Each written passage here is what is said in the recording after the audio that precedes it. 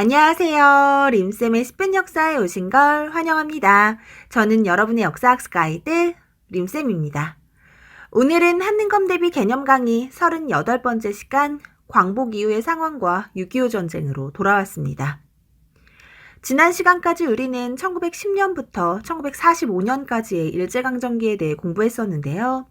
드디어 1945년 8월 15일 우리는 약 35년간의 일제치하에서 벗어나 광복을 맞이하게 됩니다. 하지만 이 광복은 너무나 아쉽게도 우리의 힘으로 얻어진 결실이 아니었는데요. 우리의 해방은 2차 세계대전에서의 일본의 패망으로 이루어진 것이었습니다.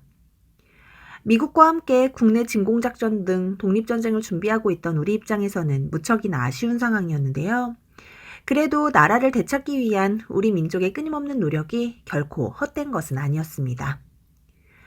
국제사회는 우리의 이러한 노력을 인정해 광복 전인 1943년 카이로 회담에서 한국의 독립을 처음으로 약속했고요. 이러한 국제회의는 1945년 2월에 열린 얄타 회담과 1945년 7월에 포츠담 선언으로 이어지는데요. 얄타 회담에서는 소련의 대일전 참전이 결정됐고요. 포츠담 선언에서는 한국의 독립을 재확인했습니다. 이렇게 일제의 패망이 가까워오자 우리 역시 건국을 위한 준비를 했었죠. 그중 국내에서 여운형이 중심이 됐던 조선 건국동맹 기억나시죠? 이 여운형의 등장은 현대사의 시작이라고 봐도 과언이 아닌데요. 여러분들 여운형 하면 반사적으로 좌우 합작을 떠올리셔야 됩니다. 암튼 여운형은 광복이 되자마자 조선 건국동맹을 조선 건국준비위원회로 발빠르게 전환해 전국에 지부를 설치하고 치안과 사회질서 유지를 위해 노력하고요. 조선인민공화국을 선포하고 전국 각지에는 인민위원회를 조직했지만 국내에 들어온 미군은 조선의 이러한 노력을 정식으로 인정해주지 않습니다. 심지어 대한민국 임시정부까지 정부로 인정하지 않는 가운데 일본군의 무장해제를 이유로 38도선 이남은 미군이, 38도선 이북은 소련군이 점령합니다. 이때 미국과 소련의 이해관계 속에서 그어진 38도선이 이렇게 오랜 시간 고착화될지 이땐 아무도 몰랐겠죠? 이러한 가운데 미국에서 활동하던 이승만과 충칭에서 대한민국 임시정부의 주석으로 활동하던 김구가 국내로 들어와 정치활동을 재개합니다. 그리고 한반도 문제를 논의하기 위해 1945년 12월 모스크바 3국 외상회의가 열리는데요. 미국과 영국, 소련이 함께한 이 회의의 결과 미소공동위원회의 설치와 미국, 소련, 영국, 중국의 5년간의 신탁통치, 그리고 조선의 임시정부를 수립한다는 내용이 결정됩니다. 이러한 모스크바 3국 외상회의의 결과를 두고 좌익과 우익의 입장이 갈리게 되는데요. 먼저 박헌영이 중심이 된 좌익 진영은 처음에는 이러한 결정에 반대했지만 이후 임시정부 수립에 무게를 두고 모스크바 3국 외상회의의 결정을 지지하게 됩니다. 반면 김구와 이승만 등 우익 진영은 신탁 통치에 강경한 반대를 이어가는데요. 이러한 반대에도 불구하고 회의의 결정대로 1차 미소공동위원회가 열리게 됩니다. 하지만 미국과 소련의 입장이 팽팽하게 맞서면서 어떠한 합의도 이끌어내지 못한 채 휴회하게 되는데요. 이렇게 미소공동위원회가 지지부진하고 있을 때 이승만은 남한만이라도 정부를 수립하자는 정읍 발언을 하게 됩니다. 이는 사실상 분단도 마다하지 않겠다는 정치적 발언이었는데요. 이에 여운형과 김규식 등의 중도 세력은 분단만은 막아야 한다는 생각으로 좌우합작 운동을 벌이게 됩니다. 제가 여운형은 좌우합작의 아이콘이라고 말씀드렸죠? 이들은 이념의 대립을 넘어 통일정부의 수립을 목표로 좌우합작 7원칙을 발표하는데요.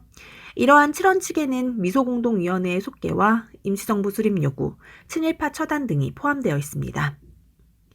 이러한 좌우합작 운동은 처음에는 미군정의 지지를 받기도 했지만 안타깝게도 여운형이 암살되면서 좌우합작 노력은 실패합니다.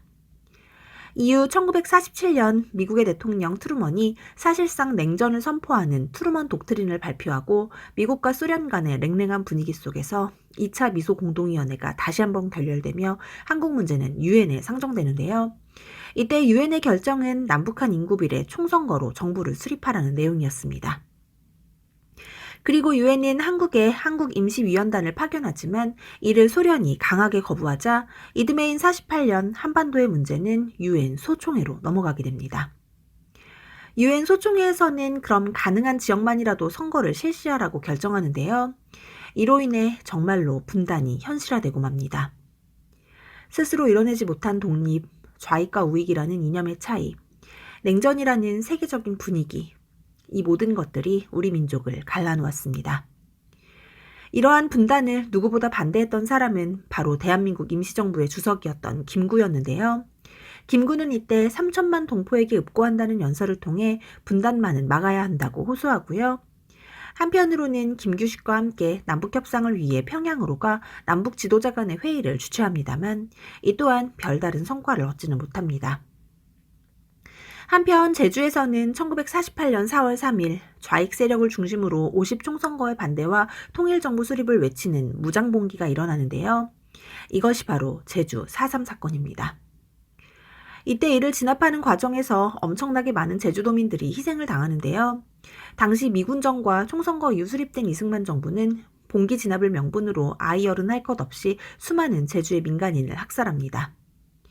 이러한 제주의 4.3 사건은 1990년대 이후에야 비로소 진상규명이 이루어졌고 마침내 2003년 정부는 4.3 사건의 희생자에게 공식으로 사과합니다. 또 이 제주 4.3 사건을 진압하라는 명령을 거부하고 군대 내 좌익 세력이 무장봉기해 여수 순천을 점령한 여수 순천 11구 사건 역시 남한의 단독정부 수립 때문에 일어난 갈등이었습니다.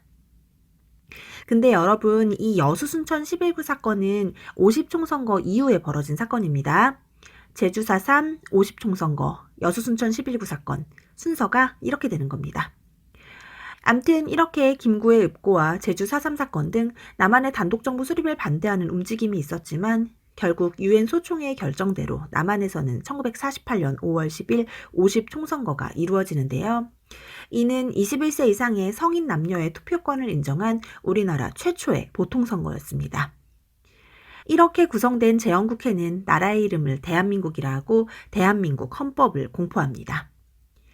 이때 공포된 헌법에서는 대통령 중심의 민주공화정을 바탕으로 대통령은 국회에서 선출하며 임기는 4년으로 정합니다. 그리고 초대 대통령으로 이승만이 선출되는데요. 이승만은 마침내 1948년 8월 15일 대한민국 정부 수립을 국내외에 선포하고요. 유엔은 대한민국을 한반도의 유일한 합법정부로 승인합니다. 한편 북한에서도 김일성을 수상으로 조선민주주의 인민공화국을 선포하는데요. 이로써 결국 한반도에는 두 개의 정부가 자리하게 되었습니다. 이렇게 수립된 대한민국 정부에게는 꼭 해결해야 하는 두 가지 숙제가 있었는데요. 바로 친일파 청산과 농지개혁입니다. 이에 제헌국회는 친일파 청산을 위해 반민족행위 처벌법을 제정하고 반민족행위 특별조사위원회, 약칭 반민특위를 설치하는데요. 이렇게 설치된 반민특위는 친일파 청산을 위한 여러 활동들을 전개하고 박흥식, 최남선, 이광수 등 반민족 행위자들을 체포하게 됩니다. 하지만 이렇게 활발한 활동을 이어가던 반민특위가 갑작스레 해체되는데요. 이는 당시 이승만 정부가 친일파 청산에 반대했기 때문입니다. 이승만 정부는 국회 프락치 사건을 일으켜 반민특위의 국회의원들을 간첩으로 몰아 기소하고요. 새나라 건설에 힘을 합쳐야 한다며 친일파 처벌에 반대하는 담화문을 발표합니다. 정말 속상한 부분이 아닐 수 없는데요. 사실 광복 초 신속한 친일파 척결이 이루어져야 했지만 당시 우리나라를 장악했던 미군정은 친일파 청산에는 전혀 관심이 없었고 남한의 반공국가를 수립할 목적으로 오히려 친일파 경찰들을 대거 등용하게 됩니다. 결국 이들은 이후 이승만 정부를 뒷받침하는 세력이 되고요. 이에 이승만은 무력으로 반민특위를 해체한 것입니다. 참, 이때 해결하지 못한 친일파 청산을 생각하면 마음이 무거워지는데요. 그래도 이승만 정부의 농지개혁은 나름 성공합니다. 이승만 정부는 1949년 농지개혁법을 제정해 유상매수, 유상분배를 원칙으로 농지개혁을 단행하는데요. 이에 식민지 지주제는 거의 사라지고 농민들은 비로소 자기 땅을 가지게 됩니다. 하지만 이러한 기쁨도 잠시, 한반도의 남과 북의 대립은 점차 심화되고 마침내 1950년 6.25 전쟁이 일어나는데요. 전쟁이 일어나게 된 배경을 잠시만 살펴볼까요? 먼저 북한은 소련과 비밀 군사협정을 체결해 각종 군사적 지원을 약속받고 중국의 공산주의자들 역시 북한으로 편입됩니다. 반대로 남한에서는 미군이 철수하고 이듬해 미국은 애치슨 선언을 발표해 태평양 방위선에서 한국과 타이완을 제외시키는데요. 북한 입장에서는 남한을 지켜주던 미국의 영향력이 사라진 것이니 거칠 게 없었겠죠. 이로 인해 북한은 선전포고도 없이 기습적으로 남한을 침공해 6.25 전쟁을 일으켰는데요. 우세한 전력으로 3일 만에 서울을 점령한 북한은 계속 남하하고 전쟁이 준비가 되어 있지 않던 남한은 그야말로 쭉쭉 밀려 낙동강까지 내려와 부산을 임시수도로 정하게 됩니다. 이후 유엔 안전보장이사회는 북한의 남침을 침략행위로 규정해 유엔군의 참전을 결의하는데요. 이로 인해 전세가 뒤바뀝니다. 국군은 유엔군과 함께 인천 상륙작전을 통해 서울을 재탈환하고요. 38도선을 넘어 압록강까지 진격하게 됩니다. 하지만 중국이 전쟁에 개입하면서 전쟁의 양상은 다시 뒤바뀌는데요. 결국 우리는 철수를 감행하고요. 흥남에서 철수하게 됩니다. 그리고 이후 또다시 서울을 뺏기고 후퇴하는데요. 이를 일사후퇴라고 합니다. 하지만 이후 국군과 유엔군의 반격으로 서울을 재탈환하고 38도선을 중심으로 남북한은 치열하게 접전을 계속해 나가는데요. 이러한 가운데 미국과 소련 간의 지루한 휴전협정이 전개됩니다. 이 지루한 휴전협상은 포로 교환 방법을 두고 2년 동안이나 지속되는데요. 이때 이승만 정부는 북진 통일을 주장하며 휴전에 반대하고요. 일방적으로 방공포로를 석방합니다. 이로 인해 미국과의 합의가 이루어지는데요. 이때 합의된 내용은 미군의 한국 주둔과 경제 원조였습니다. 그리고 마침내 1953년 7월 정전협정이 체결되며 전쟁이 종결되고요. 이후 한국은 앞서 합의한 내용을 토대로 미국과 한미 상호 방위조약을 체결하게 됩니다. 참, 이 6.25 전쟁은 정말 가슴 아픈 동족상잔의 비극이었으며 냉전 시대에 나타난 최대의 국제전쟁이었는데요. 이 전쟁에서 죽거나 부상을 당한 사상자가 무려 당시 전체 인구의 6분의 1에 해당되는 500만 명입니다. 거기에 국토의 황폐화와 수많은 피난민, 전쟁고와 이산가족이 생겼는데요. 이렇게 끔찍했던 6.25 전쟁, 다시는 반복되어서는 안 될 우리의 아픈 역사입니다. 오늘은 광복 이후 대한민국 정부가 수립되는 과정과 이후 일어났던 6.25 전쟁까지 살펴봤는데요.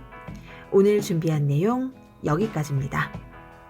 오늘의 중요 포인트, 광복 이후 우리나라의 상황과 대한민국 정부가 수립되는 과정까지 있었던 많은 사건들, 그 사건들의 순서와 인과관계를 파악하시는 거 중요합니다. 그리고 6.25 전쟁의 전개 과정과 결과 역시 잘 정리하시기 바랍니다. 오늘도 고생 많으셨고요. 구독과 좋아요는 언제나 감사드립니다. 그럼 안녕, 뿅!